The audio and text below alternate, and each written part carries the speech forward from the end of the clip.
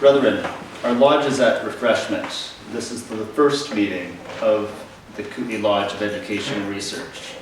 It's an incredible honor for me to be your first worshipful master, the third Lodge of Education and Research in British Columbia.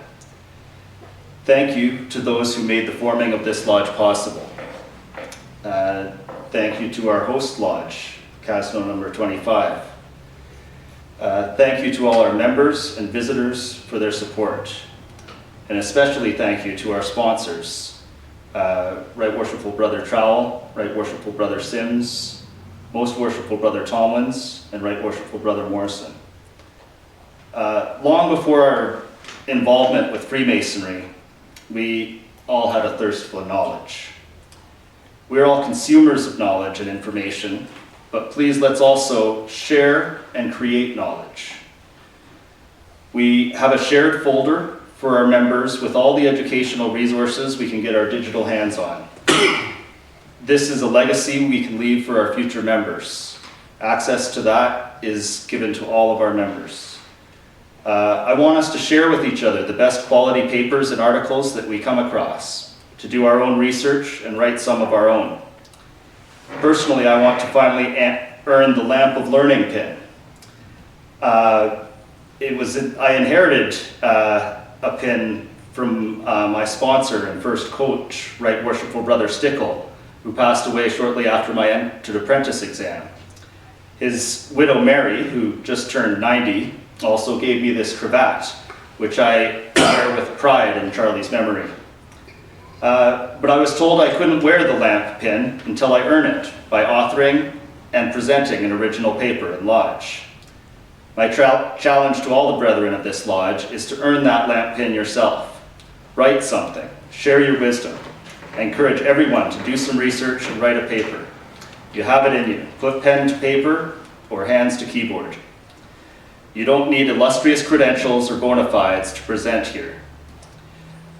It is my wish and desire that we video record each presentation to create a richer archive of the papers presented in our lodge than just text alone.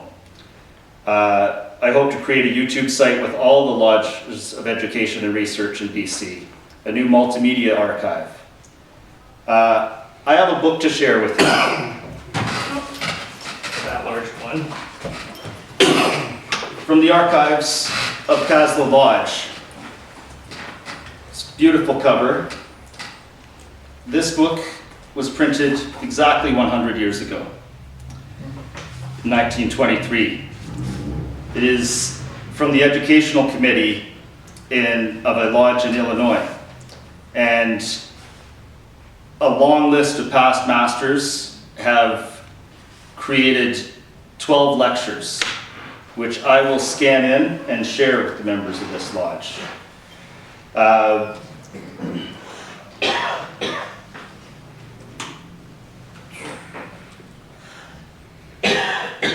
And I received regrets and congratulations from the District Deputy Grand Master of South Vancouver Island, District 1, who is the immediate past master of Victoria Lodge of Education and Research, Right Worshipful Brother George Andrew.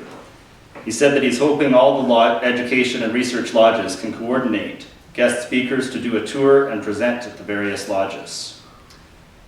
And from the far west of our grand jurisdiction to the far east of it, I received regrets from the District Deputy Grand Master of District number 8, Right Worshipful Brother David Black.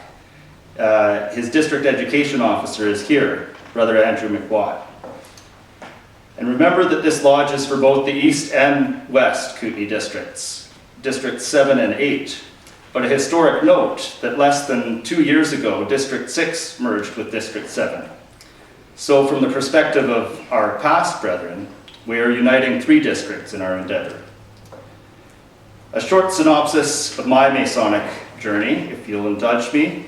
I was raised in AL 6012, right there on that spot, just northwest of the beautifully wood-crafted KLEaR Lodge altar. There were 2 past Grand Masters present for all 3 of my degrees, both members of KLEaR Lodge. Most Worshipful Brother Ed Hearn of Weimer Lodge was in the role of King Solomon, and Most Worshipful Brother Al Tomlins performed amazing amounts of work as usual. I then went through each of the chairs, both deacons, junior warden, 2 years as senior warden, 4 years as master, 2 of which don't really count since there was no meetings during the pandemic, but I was still steering the ship and keeping it active. Now past master and secretary of Lodge number 25. I'm acting as somebody's coach and mentor, Caslow's fellow craft, Brother Quinn Sethi, who performed flawlessly at his prove-up. We're hoping to raise him to the sublime degree of Master Mason before the end of the calendar year. As Lodge Education Officer, I'm always careful to keep my selections short, so as to not take up too much of the brethren's time and make the meeting longer than they would like. But as a young Freemason, age 34 when I joined, the education portion of the meeting was always the meat on the bone for me. Many meetings were otherwise very similar to each other, often with very little business to conduct. The education is what I'm here for. And now that I have seen all of the rituals that craft Freemasonry has to offer, my interest is to dive into the depth of different aspects of the subject. My interest is in the literature produced over the centuries on the wide variety of subjects that are related to our noble and sacred craft. Its history, its people, its traditions, its symbols, its ritual, and its teachings.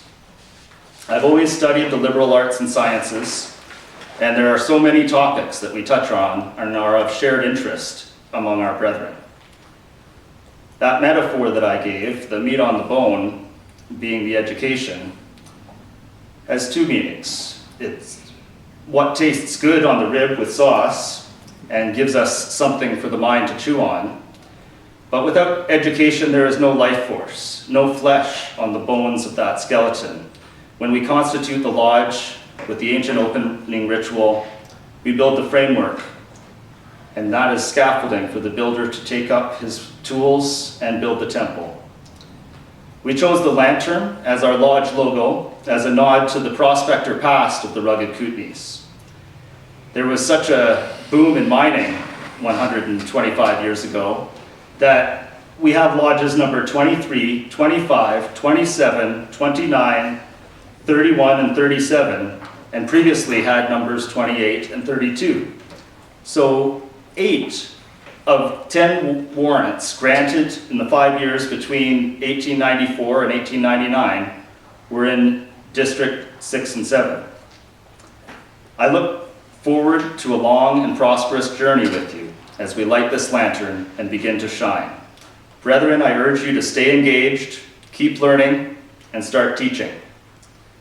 And now, for our formal education, as our inaugural paper for this new Lodge of Education and Research, I invited a past master of the Vancouver Lodge of Education and Research to give us some inspiring words about their experience so that we can learn from as we embark on this new adventure together, and about trends in Masonic education in general. Right Worshipful Brother Wes Regan, past District Deputy Grand Master of District 13. Unfortunately, he could not be here with us due to the travel restrictions and the forest fires in the Okanagan. But he's provided some education about how to run a lodge of education, some tips and tricks, and advice. It feels to me that this will be invaluable as we co-create this new entity.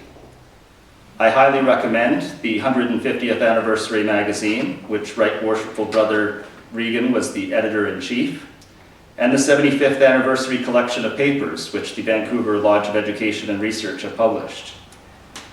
Lately, it has been keeping me up at night. Right Worshipful Brother Regan's impressive Masonic resume. He is the immediate past master of the Vancouver Lodge of Education and Research. He is a past master of both Mount Herman Lodge number 7 and University Lodge number 91. He is the past District Education Officer of District 13, past Junior Deacon in 2014, past District Deputy Grand Master of District 13 in 2018, and past Chair of the Grand Masonic Day Organizing Committee. He's been the Master of Ceremonies at the Grand Masonic Day numerous times. He's a companion of JOPA Chapter number 31, Royal Arch, and the AASR Vancouver Lodge of Perfection. He was also invited to partake in the Allied Masonic degrees by the Chinook Council in Washington State. His research and original articles have been published in the Journal of the Masonic Society, California Freemasons magazine, with more soon forthcoming. He is a PhD candidate at the University of British Columbia. I was certainly looking forward to meeting him in person today, but we have gotten to know each other pretty well over the last month or so via our back and forth digital communications. Without further ado, for our featured education this afternoon, here is his paper. It is entitled, "The Golden Thread is Now in Your Hands. What will you do with it?" Brethren, it is an absolute pleasure and a true honor to have this paper presented to you on this afternoon of your very first installation of officers. I extend my congratulations to your worshipful master, worshipful brother Tyler Dobie, and all the officers of the Lodge. I am sure the formation of this Lodge of Education and Research has been some time in the making and required a shared vision which has clearly won the support necessary to grant its license. This is a demonstration of real leadership and your commitment to the craft. Unfortunately, due to the wildfires which continue to wreak chaos in communities across the south of the province, I am unable to be with you there in person today. I hope your homes and families are safe and well. I want to start this talk today by sharing just a little bit about the history of the Vancouver Lodge of Education and Research and how it has evolved over time. I have served as worshipful master of it twice, most recently in 2022 through 2023, and previously in 2013 to 2014, and have been active with the Lodge since shortly after being raised to the sublime degree of a Master Mason in 2009. The Lodge began its labors in 1947 with an aim to enforce standardization of ritual, as it was the Lodge of Instruction, Education, and Research, and an emphasis on instruction. This was at a time when late industrial age thinking and the rise of machines saw regalia becoming mass-produced and many things in life bureaucratized and scientifically managed. As famed sociologist Max Weber once described it, the disenchantment of the world had effectively taken hold. This disenchantment also influenced Freemasonry in the latter half of the 20th century, as the craft began to reflect more and more the aims and behaviors of a mundane civic club or benevolent society. In his address to the 10th Annual Conference of Western Canadian Grand Lodges in 1950, past Grand Master of British Columbia and Yukon, Most Worshipful Brother Lawrence Healy, cautioned against this mass movement within the craft in a talk titled, "A Masonic Lodge is Not a Service Club," in which he made the following observations. Freemasonry is unique among human institutions, for it is evident that its pattern was drawn under divine inspiration from the accumulated spiritual wisdom of the ages. Its lessons are derived from the powerful drama of life and death as portrayed in its allegories, where the ultimate meaning of life is interpreted in terms of moral and spiritual values, which fortify the soul against the trials and vicissitudes of life. A Masonic lodge may be likened to a school or university, where men who have passed the qualifying examination go through a course of study in science and are the scientific application of moral and spiritual truth to the art of right living. Its graduates, having learned that Freemasonry is a way of life, a quality of life to be lived day by day, go out into the world and give practical effect to the principles and ideals which they have acquired in their training as craftsmen. Most Worshipful Brother Healy ends his talk with a forceful rebuke of the temptation to see charitable projects and profile-raising benevolent work, which the many service clubs of the day undertook as Freemasonry's chief aim. These mundane performances of benevolence would only distract Freemasonry from its greater mission, to cultivate benevolence in the hearts and minds of men, which might take expression in the everyday actions of how we lead our lives. Big checks may do good in the community, but they are a sideshow, for Freemasonry's great treasure is not one of cash and gold, but of knowledge and friendship and right living. As Manly P. Hall described it, Freemasonry's priceless heritage has been cultivated as 100 religions have brought their gifts of wisdom to its altar. Arts and sciences unnumbered have contributed to its symbolism. Manly Palmer Hall, 2010, 516. Professor Jocelyn Godwin, in a similar spirit, later identified Freemasonry as an inheritor of the golden thread, or ageless wisdom of the Western mystery traditions, which has pulled forward into the 21st century despite the dulling and dimming effects of modernity on it. It seems other rulers in the craft had seen the writing on the wall even earlier than Brother Healy regarding this treasure becoming buried or this thread unraveling. In examining the now digitized records of the Grand Lodge of California, Alexander Towie, in his master's thesis titled The Rise, Decline, and Renaissance of Freemasonry in the United States during the 20th and 21st century, finds another Grand Master noting a shift from the esoteric and ritualistic to the social happening as early as 1918. The term this past Grand Master uses acts as a good complement to mundane and disenchanted. His concern was that the boom in membership in the wake of the First World War and the focus away from education towards sociability would render Masonic lodges patrons of the mediocre. Fittingly, he made these observations right at the time Max Weber had first introduced the concept of disenchantment as part of his critique of modernity. Fast forward 100 years, and the concerns and warnings of both these Grand Masters have appeared to come to fruition in many regards. In his 2019 book, North American Freemasonry, Idealism and Realism, the late Right Worshipful Brother Thomas Jackson, Grand Secretary for the Grand Lodge of Pennsylvania, writes, "We have attempted to become more family-oriented, and yet the Grange, a purely family-oriented fraternity, is rapidly fading from view. We have attempted to become more social in our operation, but the social clubs, such as the Elks and the Moose, are struggling to operate. We have attempted to become more civically involved, while the community-oriented fraternities, such as Kiwanis and the Lions, are declining more rapidly than are we." As Jackson's lamentations suggest, in 2023, we are living in the reckoning of these past warnings. As younger men today, by and large, crave a form of Freemasonry which they presume existed prior to the 20th century, and are actively trying to reclaim and recreate it. How accurate this imagined past is, however, is something I often wonder. Theirs is the growing voice within the craft seeking to re-enchant it, and at times I include myself as part of that chorus. And yet I recognize that this has created tension within Freemasonry between different generations holding somewhat different beliefs about what precisely Freemasonry is, and how it ought to look and feel. And while this is the focus of another paper I have written, I feel it's an important starting point when attempting to impart learnings gained from an experience of nearly 15 years as an active member, officer, and past master of the Vancouver Lodge of Education and Research. When it came to enforcement of standardized ritual, its original mission, the Vancouver Lodge of Instruction, Education, and Research failed, perhaps even spectacularly.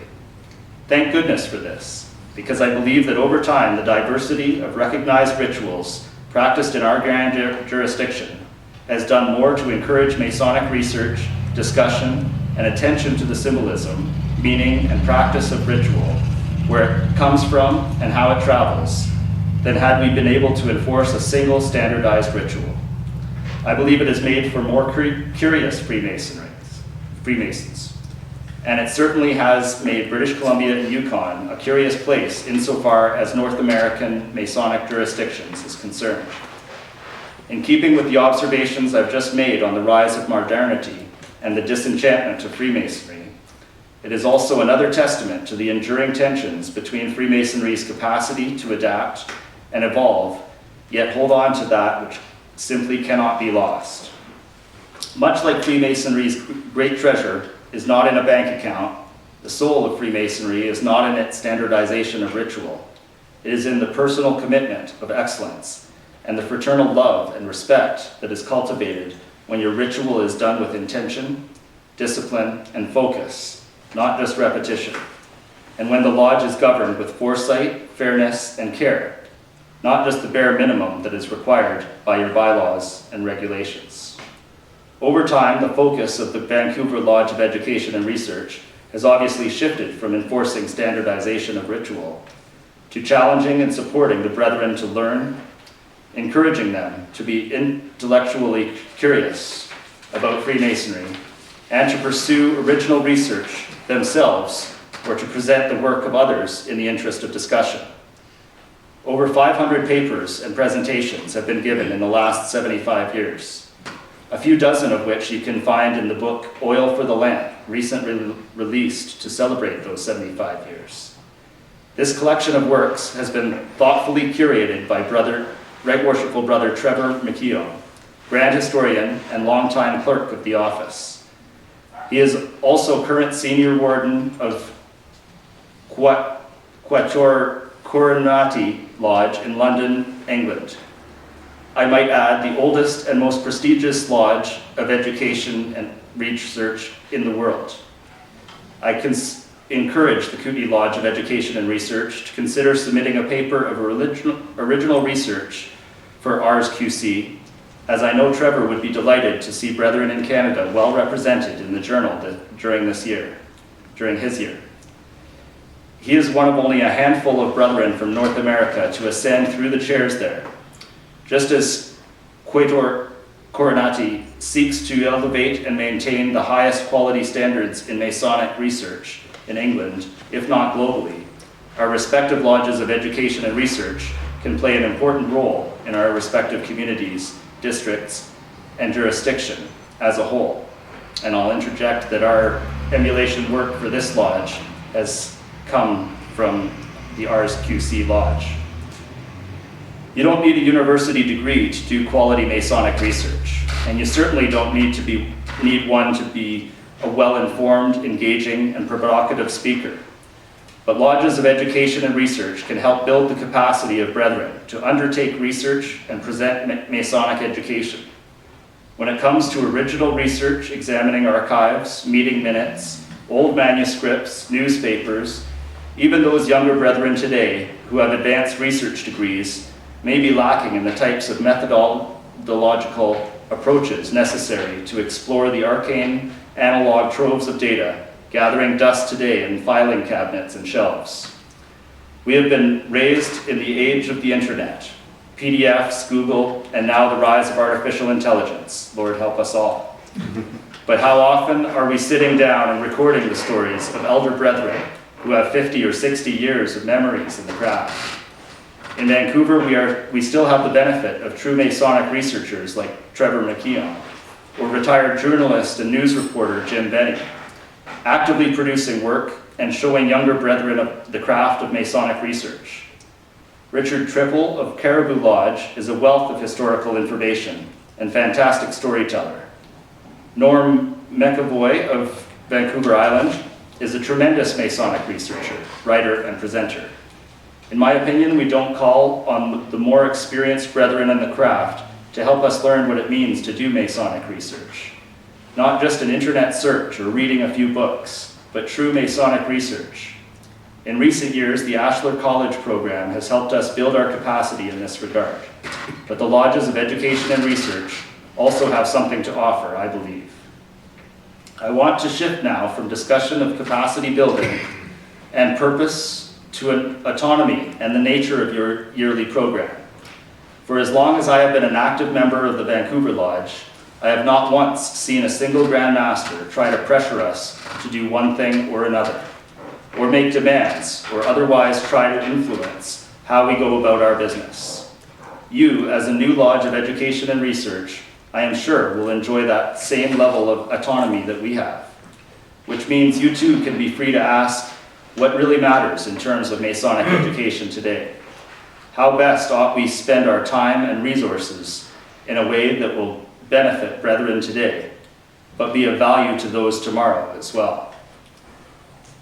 A question I'm interested in is whether the Kootenay Lodge will have its own flagship yearly event like we have had in Vancouver since 1982, when the first Grand Masonic Day was hosted. After successful runs on an ad hoc basis, this became a yearly event formally organized by the Vancouver Lodge of Education and Research since 1986. And over the years, it has attracted Prestonian lecturers, university scholars, Masonic authors, and showcased original research and inquisitive presentations by brethren from across our grand jurisdiction and others.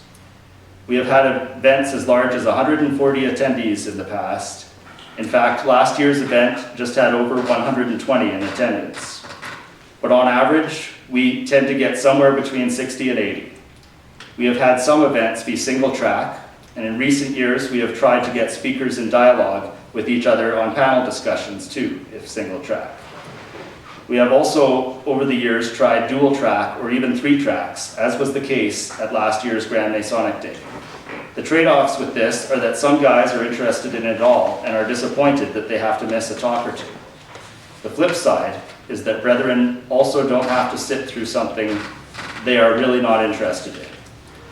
In recent years, we have begun experimenting with Zoom, but the first time we live broadcasted a Grand Masonic Day event in our jurisdiction was 2013, when our speakers included Adam Kendall, then curator of the Henry Wilson Coyle Museum and Exhibits, Grand Lodge of California, Ken Lane, founder and past master of Esoterica Lodge in Seattle, and Dr. Golden Jerbetic, who was then a professor with SFU, but has since become faculty in the Department of Asian Studies at UBC.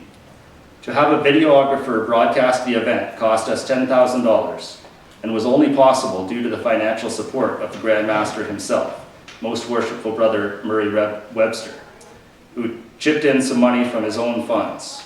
Today we can essentially do this for free. I will also note we have not asked the Grand Master for monetary support for any event since 2013 that I am aware of. An excellent example of a Masonic education program, which has a whole series that they have live webcasted, is the Rubicon Masonic Society, which has partnered with Lodge of Education and Research, like the William O'Ware Lodge of Research in Lexington, Kentucky, and Lexington Lodge No. 1. We too have benefited from partnership and collaboration with other lodges. We encourage you to consider collaborating with lodges nearby who may have more resources. The Vancouver Lodge of Education and Research has collaborated with lodges throughout the Lower Mainland, and even in Seattle or elsewhere in Washington and BC, to bring speakers to town. You might consider collaborating with a Lodge of Education and Research in Calgary, for example, or a well-resourced lodge who may be interested in quality Masonic education in Calgary, Spokane, or Coeur d'Alene. I encourage you to call on us in Vancouver if you think there is an opportunity to collaborate. So what has the volume of Vancouver Lodge of Education and Research been up to lately? The officers of the Vancouver Lodge have, especially in more recent years, tried to engage in dialogue with attendees at Grand Masonic Day regarding the nature of our programming focus, at least insofar as that event is concerned. And this past year's Grand Masonic Day program was very much informed by feedback we had received from the Grand Master, then Deputy Grand Master in 2022. We heard loud and clear that Masonic education that speaks to the entered apprentice as well as the experienced past master would be valuable at this time as we recover from the effects of the pandemic and the backlog of initiations and degrees that came with it. This is why we had a 3-track program this past Grand Masonic Day at the Vancouver Masonic Centre. I raise this not to suggest that we should try to align our efforts with the Grand Master's wishes, or his yearly theme, or the opinions of the Grand Line, but that checking in every once in a while about the value you can create as a Lodge of Education and Research is a practice worth considering. We have greatly valued the autonomy successive Grand Masters have allowed us in organizing our flagship event and developing our yearly program. But this is an autonomy that we should not take for granted. In addition to Grand Masonic Day, this coming 2024, which will feature author and documentary filmmaker, Brother Chris Hoddap, whose book Freemasonry for Dummies may be on some of your bookshelves. Our yearly program as a whole has also been focused on education, specifically tailored to entered apprentices, fellow crafts, and newly raised Master Masons, helping them build a strong foundation. Grand Masonic Day has become the largest and most important opportunity to engage brethren, and in recent years, we have opened it up to fellow crafts and apprentices, and occasionally we have opened it up to seekers and curious non-Masons. We have not broadly advertised this outside of the lodges we have promoted the event to. Considering how a Lodge of Education and Research can also be a connector to those curious about Freemasonry and communities in the Kootenays is a question I encourage you to ask.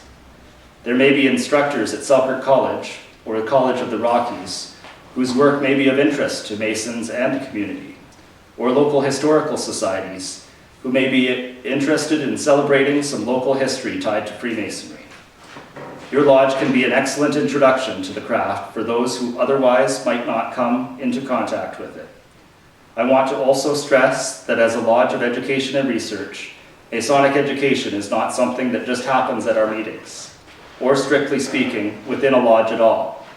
Whether it is a book club, or a research group, or a documentary film and TV series club, we have seen lodges in Vancouver and in other communities benefit greatly from these forms of light touch Masonic education outside of the lodge meetings and yearly programs.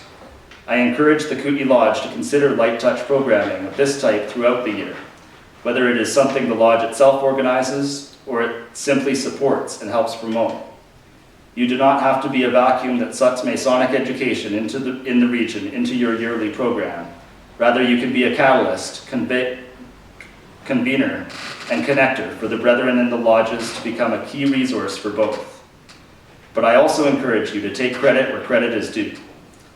Lastly, I want to talk a bit about historic versus practical versus esoteric Masonic education. As in my experience, this appears to be the three types of Masonic education I have typically seen given or requested over the past 15 years. Historical Masonic education, of course, can include research into a particular event or moment, drawing on meeting minutes, newspaper clippings, or records kept otherwise. It can include giving a presentation on someone else's work, a historian who has studied the life of a great historical figure, who was a Freemason. It can be about the history of a place or a Masonic rite no longer practiced. But I encourage you to make decisions as a Lodge of Education and Research about the level of rigor you expect from yourselves and your guest presenters, and the format in which they ought to submit papers and presentations to you. Challenge the brethren to aspire to the highest quality of research in all things big and small.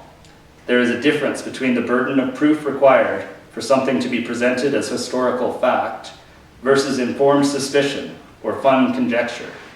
And while a little Masonic candied popcorn is fine every now and again, as one of the newest lodges of education and research in North America, my hope is that you have a craving for red meat and not just cheap carbs when it comes to historical Masonic education. In part because discussions about Freemasonry's past can be instructive to Freemasonry's present, circumstances, and its future. For example, I gave a historical summary of the lineage of women's Freemasonry to the Grand Master's official visit to the Victoria Lodge of Education and Research earlier this year. But I also seized on that historical overview to challenge us to consider what a more constructive and appropriate response today might be to the question of why can't a woman become a Freemason? In the face of public concern around such issues as gender pay equity, the Me Too movement, and misogyny in workplaces, the retrenchment of women's reproductive rights in the United States, and sensitivity to issues of gender and identity today. I return once more to the idea as a Lodge of Education and Research that you have an opportunity to build the capacity of brethren to undertake research and to produce informative education that matters to Freemasonry, but also helps Freemasonry be relevant in today's society.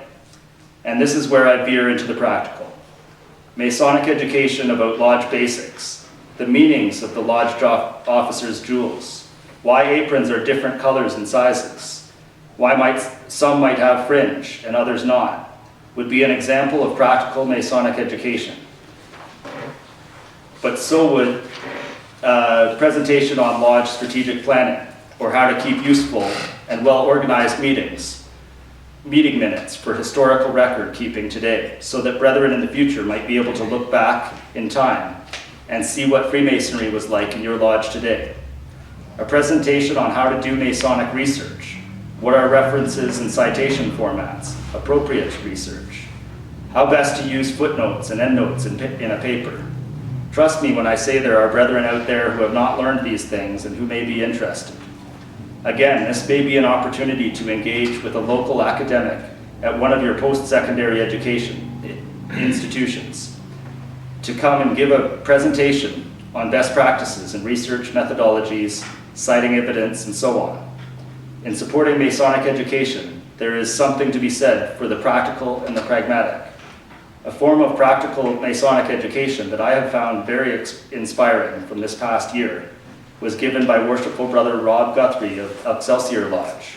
It was featured at Grand Masonic Day and included both attention to the ways in which new technologies can assist Masonic education, and also the types of foundational education our own ritual emphasizes we undertake. He showed pocket-sized speakers and projectors that can be easily brought to Lodge to show video, or in this case, a custom-made animation using free online software which he had created. Not only was there a practical use to this presentation in terms of the technology and how Rob put his presentation together, but the series itself, which he animated, explored the trivium and the quadrivium, otherwise in Freemasonry known as the seven liberal arts and sciences. And this raises an important point. How can we ensure we are building strong foundations on which Masonic research and education can grow? Because despite the advances of technology we have today, like the internet and artificial intelligence, I believe today's young men are in fact at a disadvantage in many regards, compared to brethren of the past. Men today do not join Masonic lodges with the same level of foundational knowledge relevant to Freemasonry that men a century ago did. We have to dig through the strata of modernity, like the sands which once covered the Sphinx, before we reach that bedrock layer. Brethren being initiated into lodges in the early 1700s or even the early 1900s would likely have had some of these crucial intellectual foundations laid before means men today are facing stronger headwinds in their search for Masonic knowledge. They are headwinds that I myself continue to feel in my efforts to learn. For I myself am one of those brethren who skipped the basics and jumped right into the deep end of esoteric Masonic education shortly after being raised. I believe this is a challenge we face today, in that there is a real thirst for Masonic education of a more mystical, spiritual, occult, or otherwise esoteric nature among younger men in particular, but this comes with risks. The first risk is that they, like me, jump into readings that were not meant for someone who had skipped the basics. Terms and phrases may end up being confusing and taken out of context. They may be misinterpreted. Brethren may begin trying things, practices, rituals, operations which they are not prepared to experience and interpret.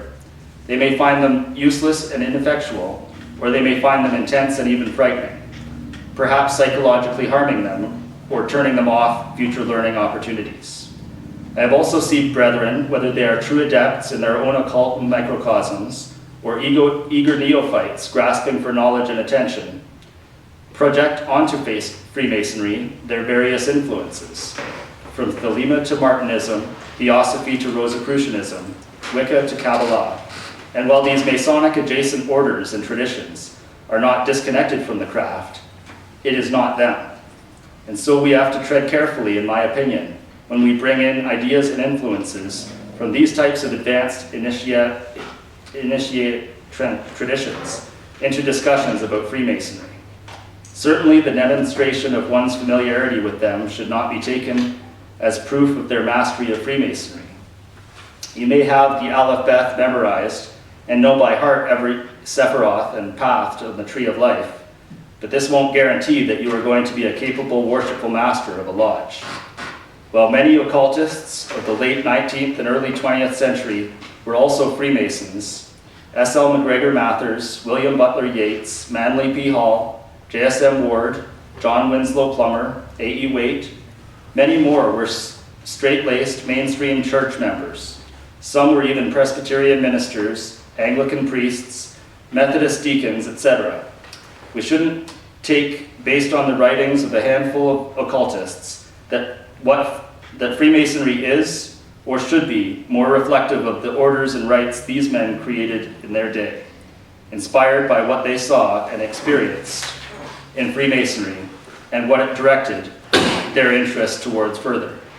And yet a lodge should be allowed and supported to create a more intense and intentional Masonic experience, if it feels that is what the brethren want, and be able to define its own lodge culture along these lines, within reason. A lodge of education and research, however, should not allow itself to become captive of a particular tradition or order, or thinker or school of thought. As it operates for a wider array of brethren, it must also consider a wider array of needs, wants, and curiosities. The 3 craft degrees by themselves lay a splendid foundation on which future education and exploration can take place. And this foundation can be, in its absolute simplest form, the importance of trustworthiness and fidelity, to be able to keep a secret, the entered apprentice degree, to cultivate a strong intellectual foundation through the liberal arts and sciences, which prepares one for more advanced learnings about the material world, as well as the metaphysical, the fellow craft degree, and to have true courage in the face of the inevitability of death, recognizing the divine spark within which connects us to the eternal, the Master Mason degree. Within these 3 craft degrees are plenty of rabbit holes which one might travel, and a lifetime of Masonic research opportunities. As the newest lodge of education and research in our grand jurisdiction, you are keepers of Freemasonry's priceless heritage, and now assume responsibility for pulling the golden thread forward in time. I look forward to seeing what you make of that responsibility. I hope by imparting some perspective gained from my years of active membership in the Vancouver Lodge of Education and Research that I have inspired you to think of the potential which lay before you now. Thank you, brethren. I congratulate you on your installation and the initiative you have shown in forming this Kootenay Lodge of Education and Research, and I applaud you in committing to this great and good work. Thank you, brethren.